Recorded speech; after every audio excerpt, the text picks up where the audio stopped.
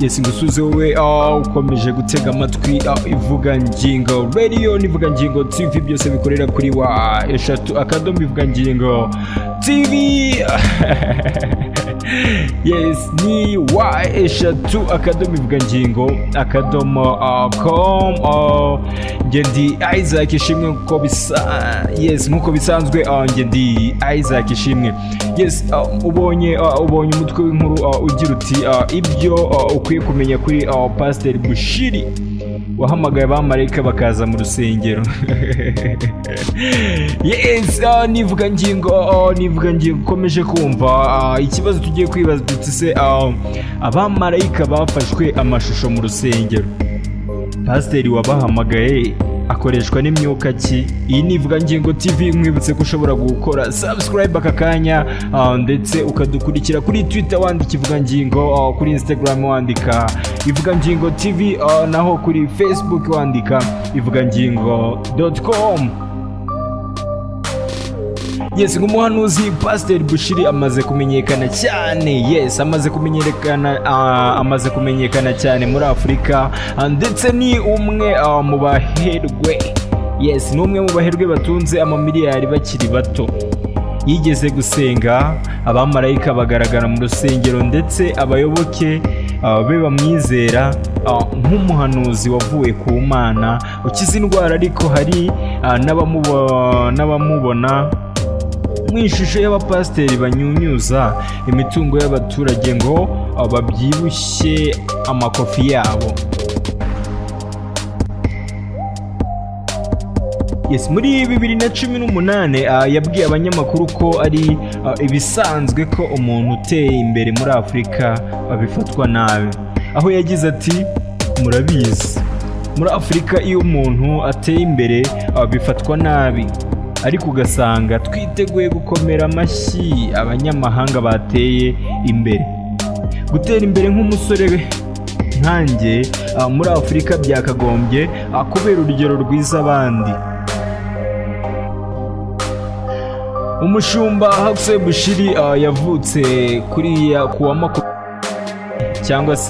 yavutse ku ya 20 Gashyantare mu 1983. N'umwanditsi akaba n'umubwiriza ubutumwa w'umucuruzi ukomoka muri Malawi. Yatangije idini rya Gikristu, Enlightened Christian Gathering.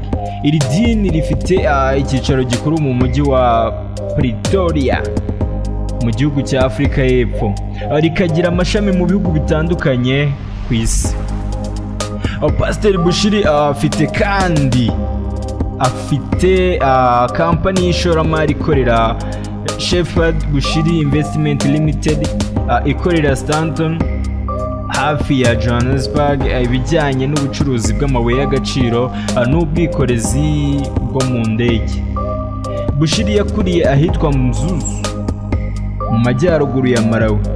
Nyina yamwise Shepherd kubera ibibazo yarimo ubwo yabyaraga uyu mwana. Yamwise Shepherd mu rwego rwo kugaragaza ko yishigikirije ku Mana nubwo ari mu bibazo. Mu bwana bwe Bushiri yahuye n'ibibazo bituma yiyemeza kuba imbere y'Imana cyane.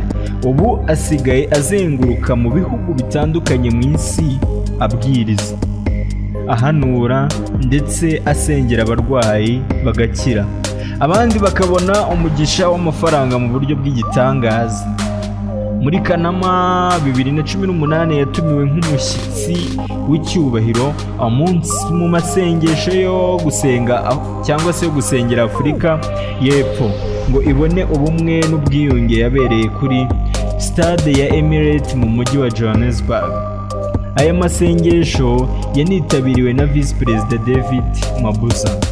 Shepherd Bushiri yatangiye gushaka ifaranga akiri muto ahereye ku mafaranga yagurijwe na se.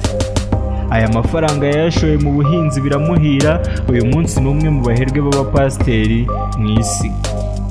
Bushiri iyo agiye gusenga aherekezwa n'imodoka zimucungira umutekano. Imbere y'urusengero hacururizwa imipira iriho amafoto y'uyu muhanuzi.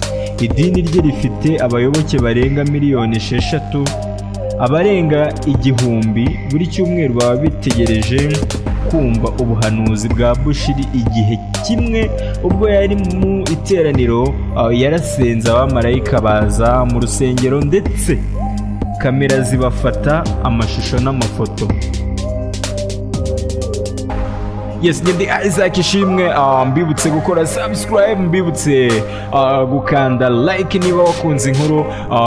Iyi ni Ivugangingo TV, Ivugangingo Radio, byose bikorera kuri wa@ivugangingo.com. Ndabashimiye cyane mwe mwaduteze amatwi. Naho butsa kora subscribe kugira ngo inkuru zidasanzwe nk'izi ngizi ntizikajye zigucika. Muraba agaciro cyane. Ciao.